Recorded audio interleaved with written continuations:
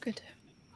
Hello, hello. I am Nicole Glenn, the co-host of the LLC podcast, and it's an honor to introduce listeners to inspiring women who are making a real difference in logistics and supply chain. With the LLC podcast, you'll hear inspirational stories, both personal and professional challenges our guests overcame, how their backgrounds helped shape who they are today, and how they empower others, giving back to their communities and often the world. Today's a little different. We are bringing the crew back together for a nice panel, which I know a lot of people love to hear. So, if you guys want to go around and just introduce yourself for maybe the first time listeners or watchers of this podcast, that'd be awesome. I'll jump in. I'm Charlie Safro. I am the CEO and founder of CS Recruiting. We're a third-party recruiting firm. We recruit nationwide and specialize in supply chain, logistics, and transportation. Hi. There we go. Sorry, Blythe.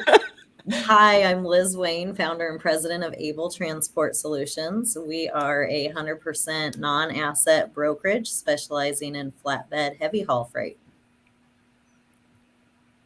I'm going to go next. I'm going to steal this one from you, Christy. Sorry about that. I am the founder of Digital Dispatch, where I help freight companies build a better website. Then I also host a podcast called Everything is Logistics.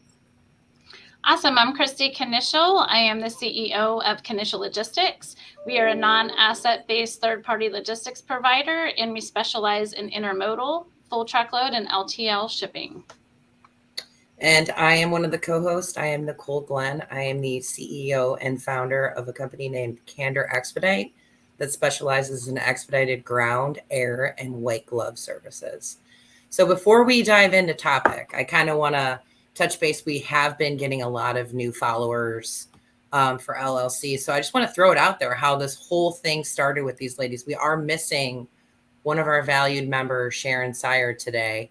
But I think it's been 2.5 years now, mid-pandemic, that this group of women came together to put something different out to the industry on how we can help and lift other people going through some of the situations we have, our insights on what we've seen on some of our people climbing in their careers and how we've helped guide and shape individuals. So we are always looking for concepts and topics on what our audience is looking for. So you see this podcast listed on Apple, Spotify.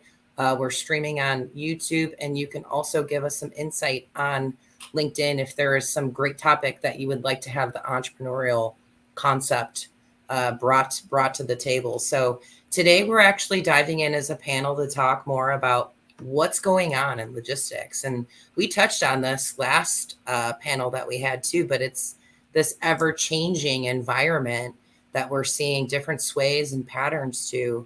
So I'm just going to kick it off with Liz to throw it out. Like, what the heck is going on, Liz, in the flatbed and transportation world that you're seeing right now? Gosh, do we have to? Last time, I know it's been at least about 6 months since we had this conversation, because last time I came and reported that flatbed was weathering the storm and, staying strong while van and reefer was tanking a bit. So we're there. Flatbed has slowed down as well. It's really hard to gauge. We're going into our busy season here. So construction is definitely down. Building is down. So we will see how that affects this busy season. I don't anticipate much of an uptick. I think the market we're in is sort of going to hold for the rest of the year at least.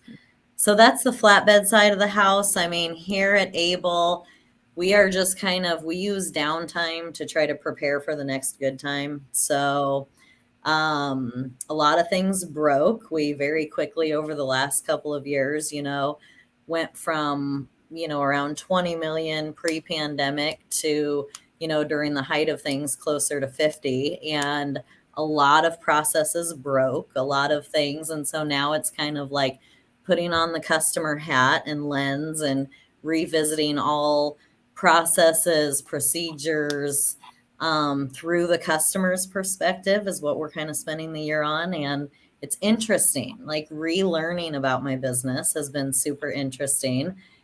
it's evolved a lot. The market, of course, is crazy. So that's what I'm doing. It's a weird time, but we're hanging on and looking forward to, when something gives a little bit, being in really good position for it.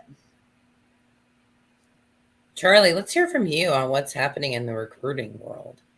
Yeah, recruiting is always very parallel to the market and what you ladies are seeing. And Liz, thank you. Everything you just said so honestly made me feel better, because what we're seeing in the market is just a lot of fear. And we've probably talked about this before, that a lot of companies are just skeptical of the future. There's so much uncertainty. I would actually say that we're in a place where it feels like we're back in 2020, like May 2020, from a talent and hiring standpoint.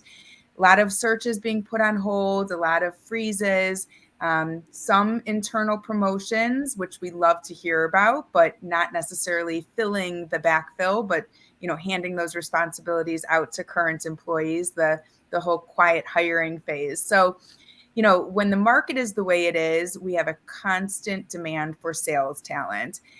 Every single brokerage or carrier out there wants to hire hunters who can produce revenue. You need the shipments, you need the freight. And it seems like the carrier side, the capacity side, will take care of itself, because there is enough capacity in the market right now.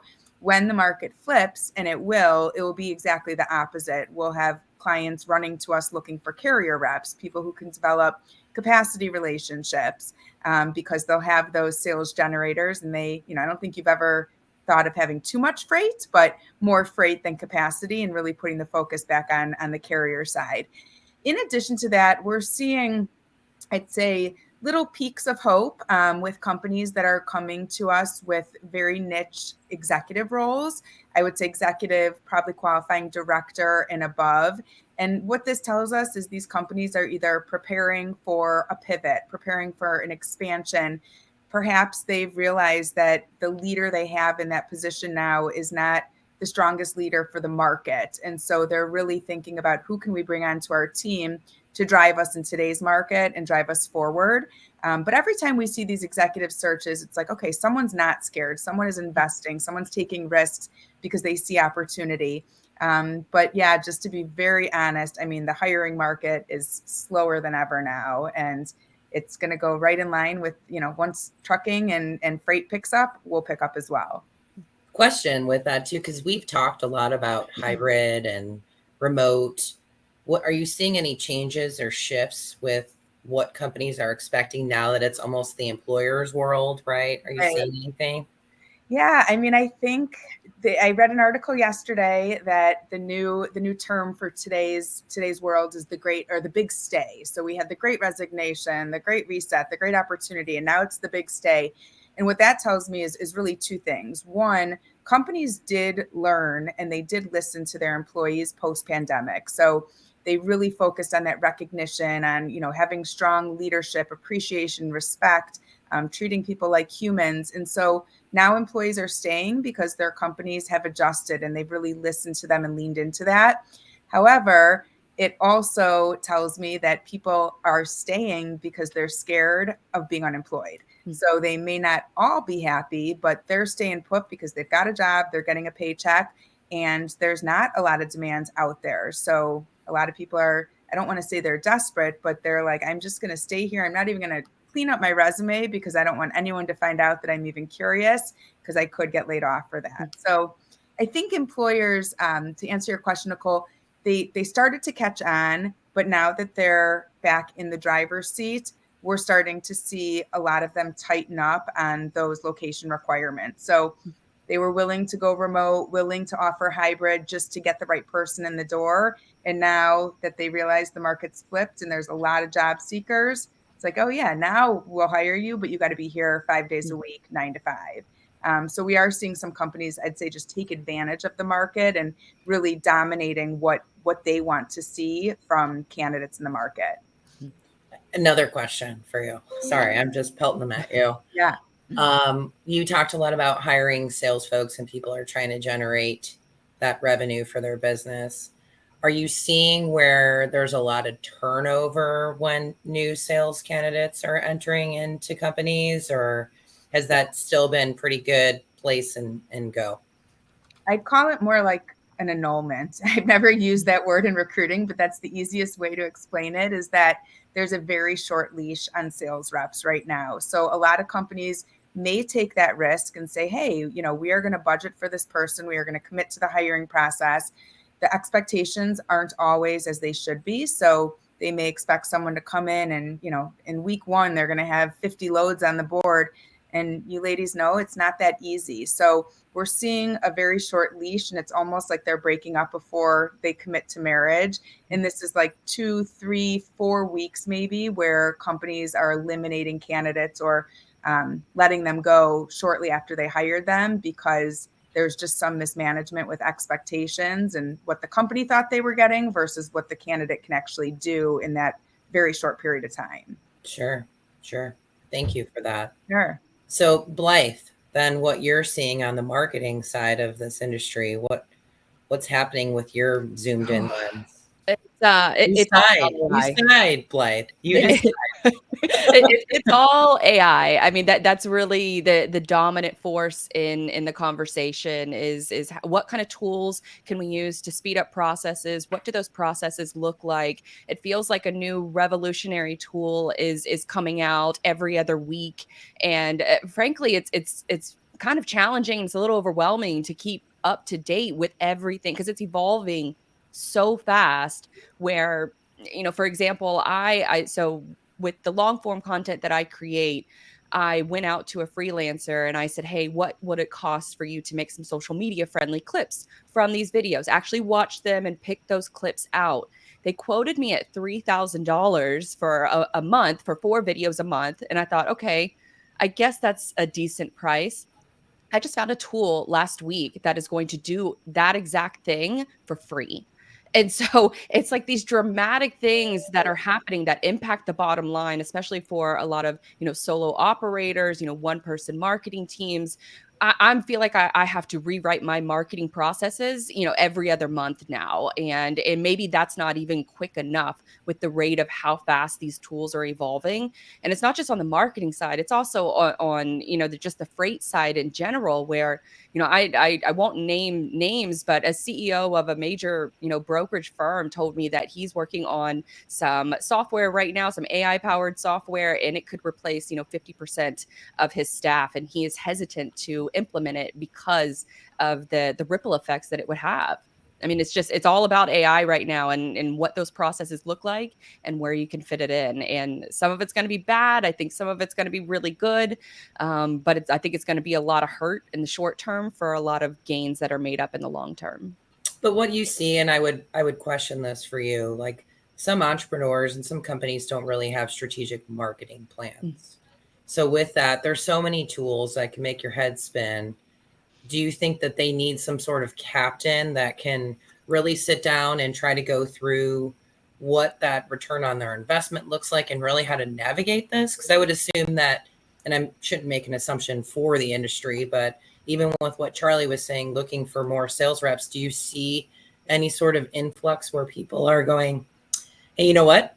Forget that sales rep. I'm just going to put us out there on Google and I'm going to do this and that. Are you seeing any influx in that? Yes. So the way I've heard it described is that instead of hiring 6 people for, a new sales division, I'm just going to hire 2 and give them access to ChatGPT and maybe like a tool like ChatSpot, which is HubSpot's new, or chat that fits on top of your own CRM data. And so you're able to start doing the work of a lot of different people, and you can sort of filter that in through 1 or 2 people. So we're seeing, I've heard from freight brokers who are using ChatGPT to write their sales emails. I've written about some tips on how to do that, so it doesn't exactly sound like ChatGPT is writing that for you. But it very much is having an effect on all of, just marketing and how sales works with marketing. And I can foresee a future where, freight brokerages are hiring less sales folks because they have the power of these tools to scout, to source all of your data, to find out, which company is actually, earning revenue in the first quarter, or, all of these different questions that can search through not only public data, but your own proprietary data. That's, to me, that the personal large language models are going to be already, it's here. But I think more and more companies are starting to take advantage of them, especially some of the top tier brokerages that I've talked to. They're already using some of these AI powered tools on top of their proprietary data. Very interesting. I think that's a great point, but I just want to make a quick comment that it almost makes me wonder if we're going to start seeing new positions in these brokerages, maybe positions, in the marketing realm, or positions we've actually never even heard of, that are like that ChatGPT trainer or guide. Yes. Because like what I've realized with AI, and I'm a fan of it, and I encourage my team to experiment and find out how it can work for them, but it's what you put in is what you get out. And so you, Blythe, like have the smarts and the savviness and maybe the capacity to learn that editing program, to learn the prompts you have to give it to get the right output. But I also think a lot of companies are like, yeah, because of ChatGPT, we don't need, now we can write our own job descriptions, but they're not skilled at it. And so they're relying on this robot to just give them garbage. And yes, that's where I think the future is going, is we're going to need more of these AI experts to then work with the sales team, or just more marketing budget to balance the sales team. 100%. You're going to need to have somebody on staff to take that leadership role. And that's what I've actually told people to do, is you should go and start learning these tools. Set it as your start screen, set it as a bookmark, so you can just find different ways to use it throughout your workday. Because I think it was it was Gartner, or I think it was Gartner that came out with a study that said, up to 30% of everyone's role in every sort of white collar, knowledge-based job is going to be either automated or replaced by AI. And so you can kind of, part of that is a little scary, but then the other side of it is you could be that leader in the company to take on that responsibility and be sort of that flashlight in the dark for your company, and in order to direct them and find the nuance and find out where it gets things wrong, and then fix it up and make sure that it's ready to get, ChatGPT will help you get that 80%, but it takes somebody with that knowledge base to know the nuance and to get it to 100%, where you feel like posting that job recommendation or posting that thing to social media. It really is going to take somebody internal to really lead that ship. Yeah, that's what I was going to say, is just there are opportunities for people to bring all these tools in and then be the captain of it. Because what I've seen is we were even stepping into the tech side of things to build out our own internal application. And we have outside parties that we're working with, but we didn't have an educated tech person on staff. And so you're almost like, we're the blind leading the blind. And I think that's the same thing even on the marketing tool side, or any tool side, is if you don't invest in that person or that strategy, you're going to end up using some AI tool for 2 months. And then, we use that once, and you got to really explore and dive in and have someone that can really be the ringleader around anything, right, strategically, that you're doing. So for sure. Yeah. So Christy, what are you seeing on the intermodal world right now? Well, we have a lot going on. So everything that you ladies all touched on, I have a little bit to say about it all. Obviously on the intermodal side, it's been extremely soft, even for the last couple of years, because we were limited by what we could utilize from the rail. So we had to use our relationships with drays to get boxes over the past couple of years to ship. And now, of course, there's capacity everywhere. But the shift that we have now is we have our truckload department. So that business that is not competitive on the rail side, or those shorter haul lanes, are going truck. We are capturing some of that business and actually getting some significant wins on the truckload side, specifically, and also on our LTL side as well. But keeping an eye on the market in the lanes where intermodal could beat out truck and vice versa. I think having both of those divisions help keep the company a little bit balanced in times like these. For sure, just because of being able to have those different modes in particular. And then the other part, I will say, of our business, the agency side too, because we do have an agent network, we are bringing in some more agents to our company as well. That's also supplementing the downside of the intermodal. We're down roughly 1,000 shipments a month right now. And it's been like that for quite some time. So the truckload side's going up a little bit. You got the intermodal side down. So it's kind of just like the fact that we're diverse, I think has been very helpful for us. Even though we're being cautious, we're also in a mode of growth. So we are looking to close in on a new building lease here soon, which we wouldn't move until next year, first quarter. I am looking for a director of sales to take sales off of me because I have 6 people working under me right now. So it's been a little challenging because 3 of them are green and I want to make sure that they're successful. So it has taken up, I would say I probably spend at least 4 hours a day with the team and working with them and trying to build that. So the whole idea to bring in the director of sales too is also to build out a sales team. So as we're talking about ChatGPT and like maybe salespeople going away, we're also using that as well as a tool, and it is working. And you do have to massage it, and it has been a little bit, challenging and interesting to say the least. But I think trying out those tools though is helpful. I think having both and also having someone who can master that. I know you'll like hearing this, Blythe, but we did just hire another full-time marketing person. So we have 2 full-time marketing people and we have an intern as well. Yeah. Yeah, so we're spending the money on these things, and I kind of feel like I get when these things happen, it's scary, but I'm like, we need to push forward and we need to just keep going with the plan, hire the people, and I feel like the freight will come, And it just seems like it always seems to work out that way for us as far as making sure we have all these different areas covered. But I'm obviously traveling quite a bit now too, visiting with the railroads, some customers, carriers, those type of things. And we're still in the middle of implementing software too, from last year even into this year, and still kind of getting used to all of that. But we've probably added, I want to say, at least 10 people in the last month to our staff, and we're continuing to hire right now as well, looking to add to our finance group. And just the operations team, just being prepared for some of these big truck wins that we just got. So yeah, I mean, I would say it's kind of, it's like scary, but exciting at the same time. And I'm just trying to keep myself focused on, the growth of the business and what we need to continue to work on, especially with the sales team. Because you're right, Charlie, like going back to hiring, everyone's looking for great hunters out there. And they're few and far between to find those type of people, and trying to at least find people with at least sales skills that we can work with.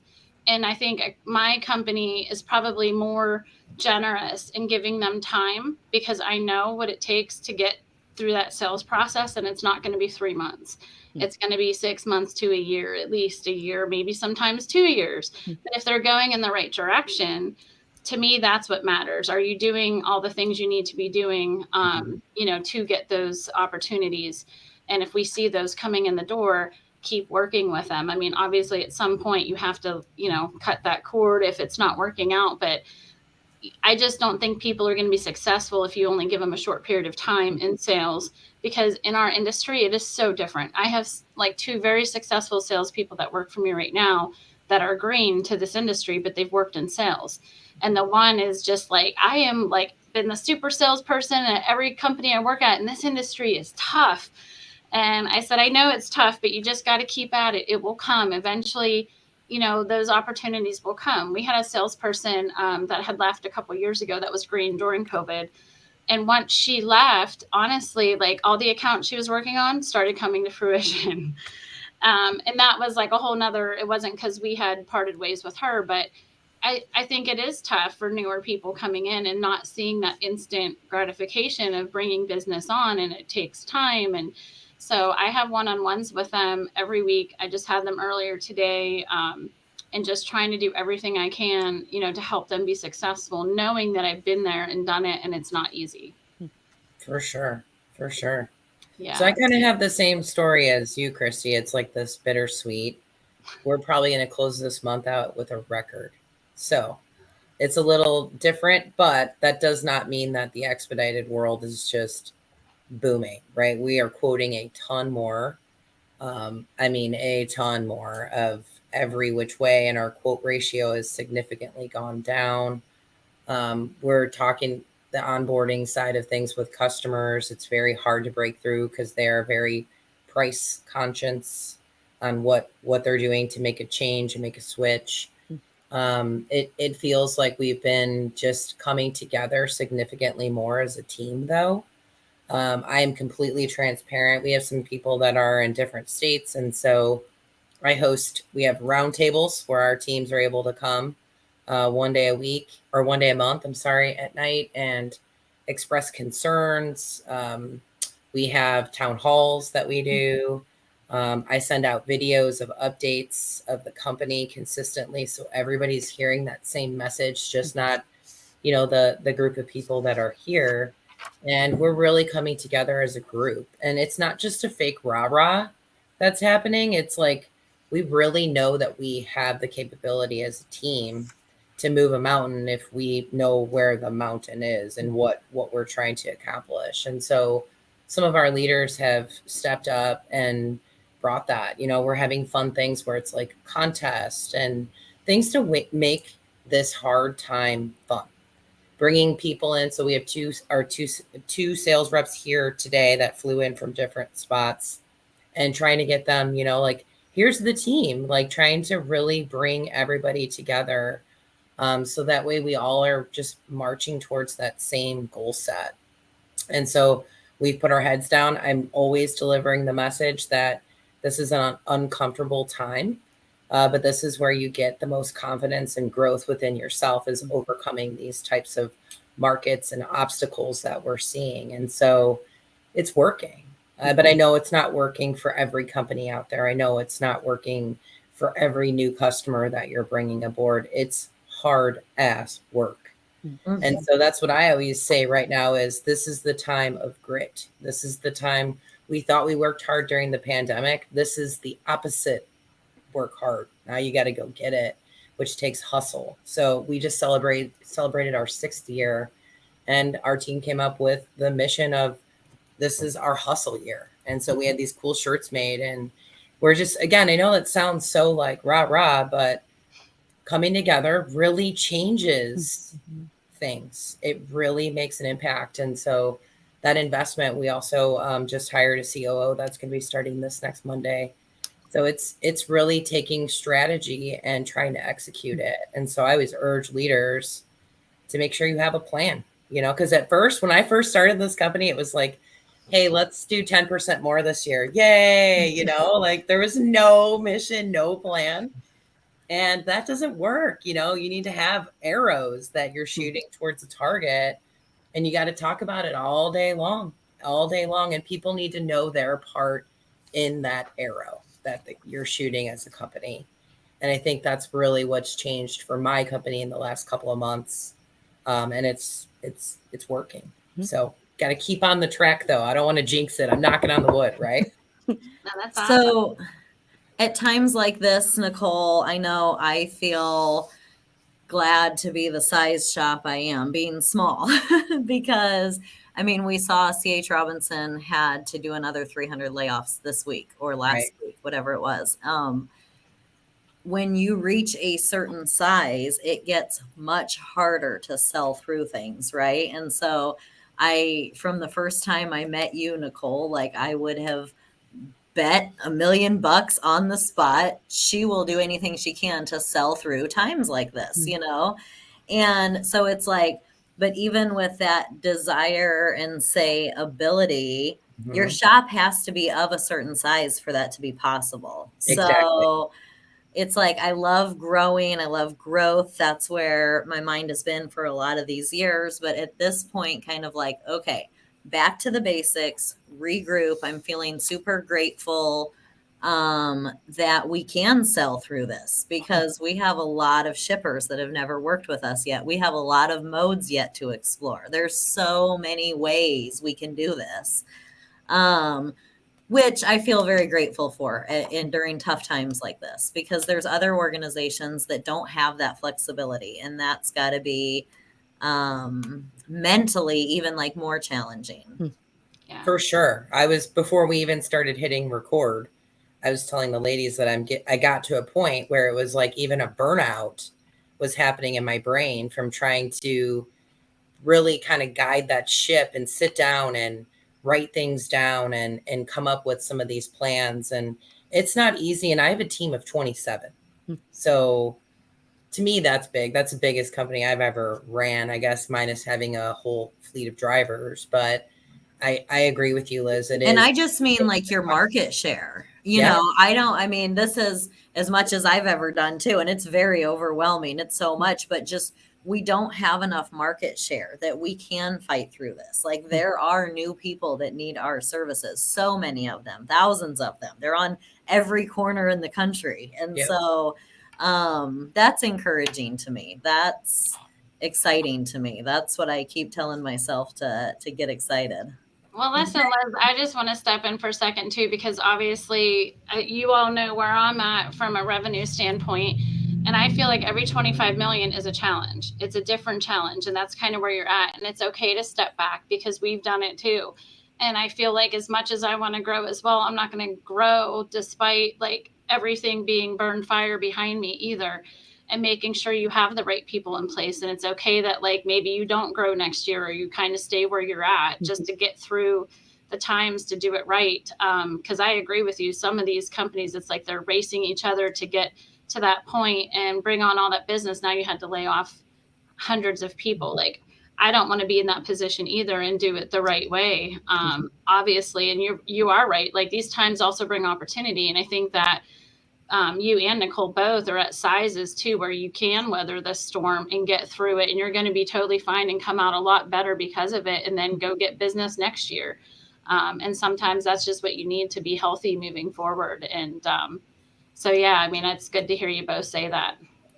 I have a quick comment and a question. I mean, my comment for listeners is you guys have provided some really awesome insight as to how you keep a business running when things slow down. And I love hearing, you know, we're fixing things, new processes. Christy, even hiring to set your team up for success when the market flips, because it will flip. My question for all of you is, have any of you pivoted or differentiated or diversified as a result of the market? Liz, I know you mentioned before, you know, your flatbed, but knowing that you can move dry van or refrigerated. Have any of you gone in that direction yet, where you have a new product or service line that is in more demand to get you through this slow time?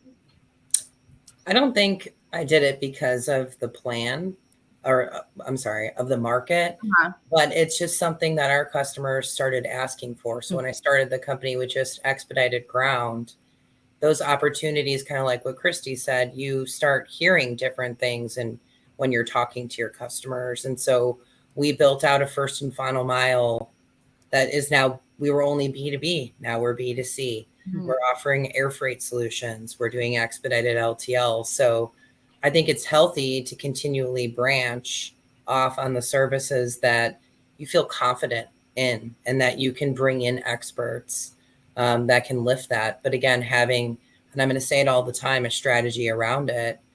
So that way you aren't just going, hey, I'm an expedited company and I'm just going to go step in Liz's side and try to handle an over-dimensional flatbed shipment that I know nothing about, and it's going to go disastrously. I think it's having that strategy on what makes sense for your business, what makes sense with the current customers that you have as well, because you might as well touch the ones that you've been servicing and they love you, with something that's complementary to your business and to your customers' needs. So I've had 3 new services in the past year and a half. And it's funny because I have a dashboard right in front of me right now that just shows all of our moves, and 64% of that is expedite. That used to be 100, right? Right. 27% of that is that multimodal piece where it's air, first and final mile, anything that's non-exclusive, and then just 9% of that is truckload. So it's just, you know, having that and keeping your eyes on the prize on what's the expectation on growing those and what types of customers are you servicing to make that make sense for your business. Because we see that a lot. I'm sure you've seen it, guys, where it's like a company will just be like, oh, now we're going to do this. And there's so much work behind it Right. that you really need to understand what that is and how to service that right. Because you're risking your customers if you drop the ball on that. So to that point, I would say Nicole was prepared for this turn in the market with doing the work 1.5 years ago, because, you know, Charlie makes a good point. To keep growing through times like this is what it takes. But then again, when we think about the market, is it the best time to challenge the incumbent?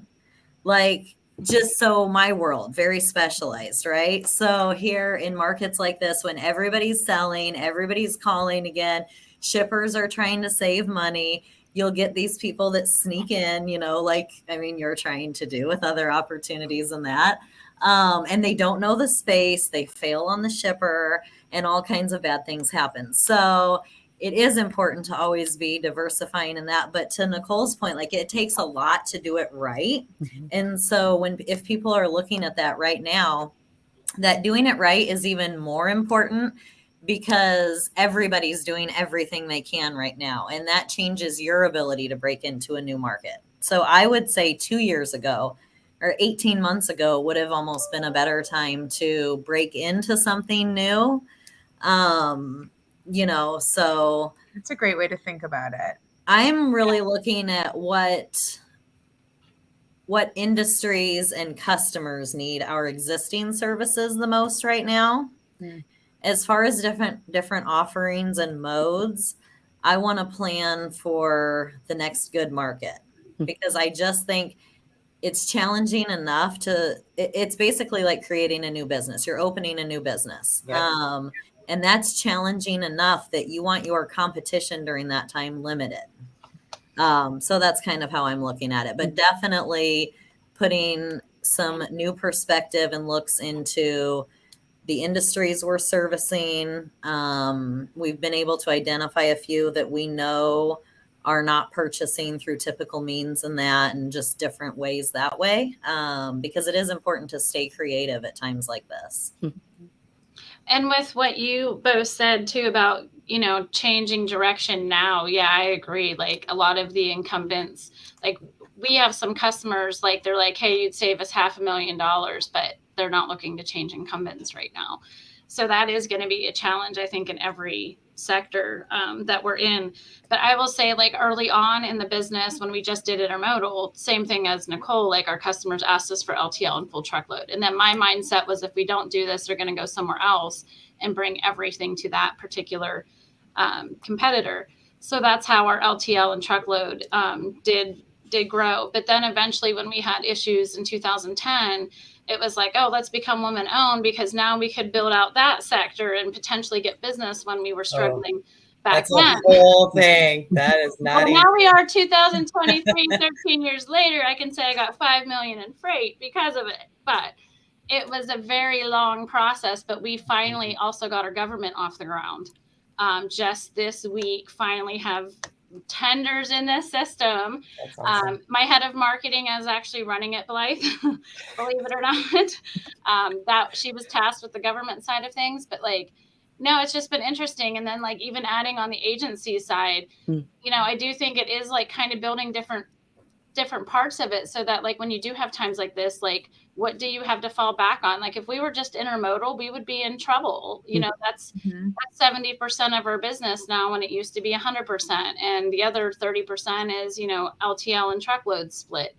And then we have the agency model too, which is like a small piece of that, maybe 15-20% of the overall picture. But I think having other diverse pieces in there, if you can, depending on what you do, is definitely important, and making sure you have a plan to build that out, obviously, to get through these times. Because, like, right now, we actually did win some new intermodal business recently, but it was hard to even win new intermodal business. But we're winning on the truck side versus the intermodal, you know, so it definitely has been helpful. But I wouldn't say any of it was born out of the pandemic. But I will say we were fast forwarding our truck brokerage really, really fast, trying to get that going, just because of that situation we were in, being handicapped by the railroad. So yeah, and I'd say we're kind of in Nicole's boat. It's so interesting how you guys all position your evolution. We obviously are a recruiting company first and foremost, but same thing. Our clients were asking for data and analytics a couple years ago, so we launched a consulting service. Behind the scenes, we've been doing resume writing and job description writing as a service. We were so busy with recruiting that we didn't really promote it. It was more by request or with existing clients. But I'd say it may seem like, all of a sudden CS Recruiting is doing all these other things. We've always been providing them, but now this is kind of our signal to like turn it up a notch with our message, making sure people are aware. And I don't think writing, resumes is going to drive us to the next level, but it will certainly represent as a marketing platform that these candidates are in the industry and placeable. And then we write job descriptions. That's just going to lead us to a search. So I think we're all kind of thinking about it, in our own little world, but that's probably some really good advice is just to keep thinking about how you can differentiate, and you don't have to go full blown execution, but be prepared when the market dips like it is now. And what can you pull out of your back pocket that's ready to go?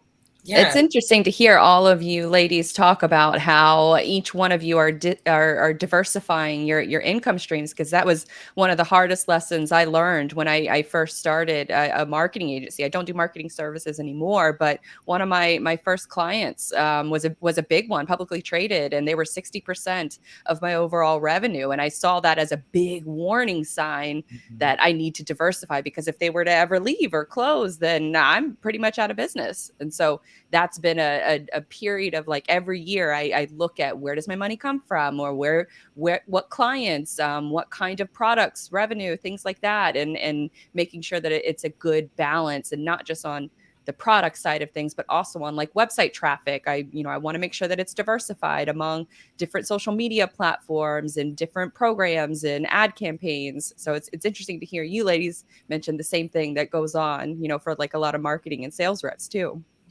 Yeah, sure. it's a true thing, because honestly, I would say like one of the things we even talk about, like if intermodal is 70% of my business and one day like it just goes away, there's issues, you're right, like we're going to be struggling. So even as down to a customer level, we don't even want a customer to be 30% or 25% of our overall business either, because if they move or they leave, whatever the case may be too, we had a year where we had a big client that left. They came back a year later, but it was one of those things where, I mean, we didn't lay off people or anything like that, but it was a situation you could have very well had to do that. So yeah, it's definitely something to think about and try to manage, and, think about your customer base and what more can you get involved in that helps the core customers you have, and just add-ons. Yeah, I think that's what I keep preaching to our sales folks too, is go diversify. It's great. Everyone wants to chase big whales, right? Right. Which is great. Who doesn't want a big whale? Who doesn't want to bring in $5 million from an account?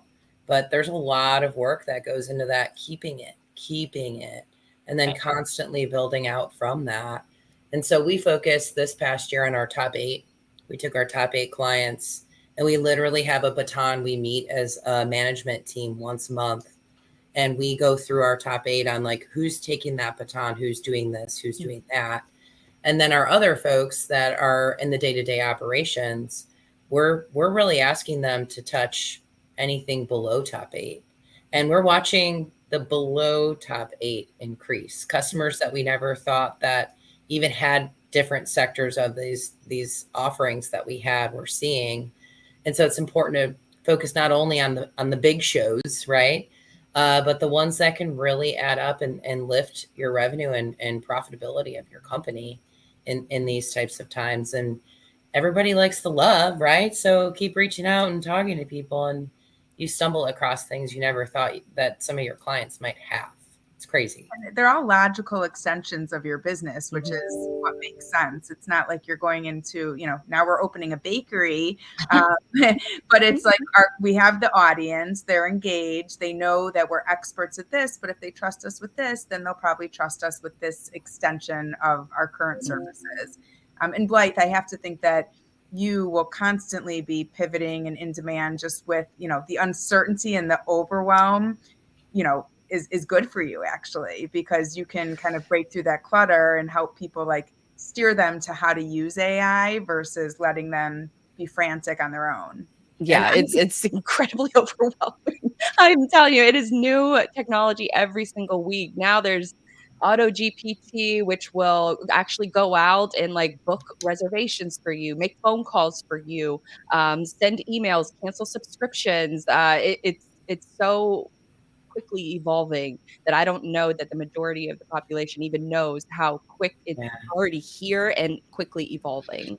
And one thing I want to say about the chat, just because we do use it, you do have to massage it. I don't like the fact that it would take place of a person, because I do feel like you still need that personal interaction no matter what.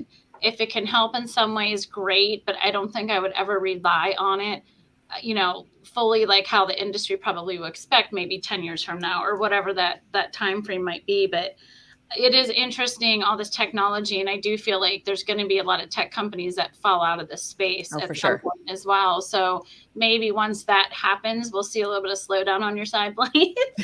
See what people are actually, because again, they're looking to cut budgets, right? And what are they going to look, what makes sense, what doesn't? And at the end of the day, you can't just plug Chat GPT in and go. I mean, I guess you can, but when you do, we saw what it did to our stuff. So, I mean, you have to have people involved, is how I feel.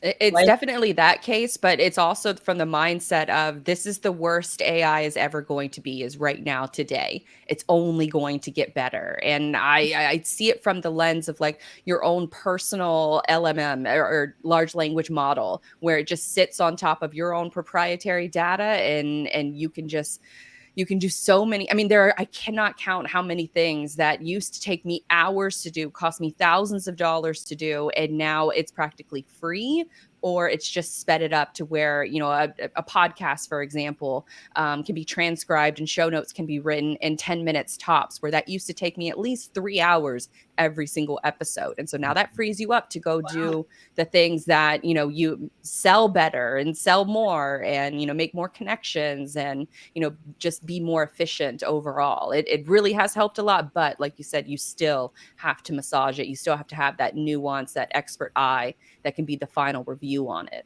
Right. Yeah, just to jump on that AI train for a moment, I saw a concept that Microsoft is coming out with called Copilot. I don't know if anyone's ever heard of that, but the way I interpreted it, it's the future, but it's basically, if you're in a Microsoft suite, you can say, take my meeting notes and cross them over to my Excel doc and grab the most, interesting data, drop it in PowerPoint, create 4 slides with pie charts. And like, you just have to say that, and then it will all of a sudden bring your whole suite together. Again, it's garbage in, garbage out. You have to give it very clear direction, but I don't necessarily think of that. It's going to make someone more efficient. It's going to save time. I don't think it necessarily replaces people. Like, go work on the relationship and the strategy, and don't spend time, sizing shapes on your PowerPoint presentation. Right. Let AI do it for you. But it's really crazy when you think of, how you might just be able to say something and voila, it's there within 30 seconds. Sounds amazing. Blythe, I keep chiming in because I want to ask you this question, because I have a feeling, my assumption, which I'm full of, don't transportation companies suck at marketing? Aren't there so many that are? Okay, you're going to be busy forever then. You're busy. Well, that's the thing, is that I get, especially during a time like this, is that people want these kinds of services. They need sales, and they realize they need marketing and things like this. So it's kind of like a weird thing where marketing is the budget is the first thing to be cut, but then it's also companies realizing that it's something that they need to invest in as well. So I think having that really true, like, one person that can handle a lot of different things, that can sit in on the sales meetings, that can, craft up a 3 email campaign for cold outreach. You need to have somebody that's proficient in these tools. And, that's the sort of the glass half full, is that with a lot of these newer tools, some will fall by the wayside, but the big companies like a HubSpot with their ChatSpot program to help you find leads better, and ones that fit your buyer persona, Microsoft's Copilot, Google's Duet, like, these are going to help you do your job so much better. But it's still garbage in, garbage out. And if you don't know what you're doing, if you don't know who you're talking to and why, that's sort of the crux of every marketing issue, is that you need to know who you're talking to, and you need to know why you're talking to them, and then resist the urge to just vomit up, 7 paragraphs of everything your product or service does, and just get to the point. Keep it short and specific. Yep. I like that. Well, ladies, we knew this would happen. We're out of time. We could talk about this forever, right? Keep diving into this industry, but I do want to thank all of you guys for coming on and doing this panel today. We have another one already pre-slated, so they're going to keep dropping. But like I said to the audience, if you guys have any topics or things that you're racking your brain on that you would like to have some insight on, please shoot any one of us a message. Let us know what your thoughts are, so that way we can cultivate something to maybe answer your questions. But again, thank you guys, and we'll see you all really soon, right? Yep. Great to Yes. see you, ladies. Bye. Great to see you too.